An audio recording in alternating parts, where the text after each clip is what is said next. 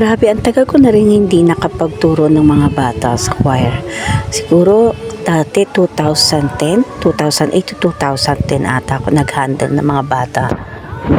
Choir, yan, ganyan kaliliit din sila dati noon pag naaalala ko. Kaya ngayon dumating ako sa baccalaureate mass namin sa public school, talagang hindi ko na napigilan kasi nga ang hihina ng mga boses ng mga bubuit. At nahirapan sila dahil ang mic nila kanina ay nakababa. Hindi nila alam kung paano nila iaakyat yung mic dahil yung tripod din nila alam gamitin.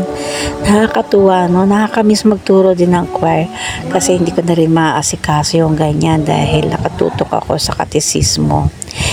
Maaga pa lang, alas 7 pa lang ng umaga, nag-prepare na kami mga katikista dyan para ihanda yung mga bata. Nag-practice muna sila ng pagkanta at kung anong gagawin sa mass kanina. Kaya talagang pag nakikita ko yan, yung mga bata kumakanta na, alala ko yung mga panahon na nagsisimula din ako mag-apostolate bilang katikista at maestra ng mga bata sa pagko-choir, sa pagkanta.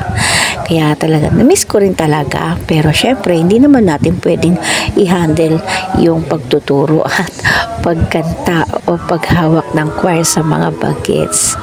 Kaya salamat Yahweh kasi binalik mo ako sa ubasan para magpatuloy maglingkod sa iyo. Katulad ng bili ng aking nanay na bumalik para magturo sa kanila at para bumalik ako sa ubasan mo.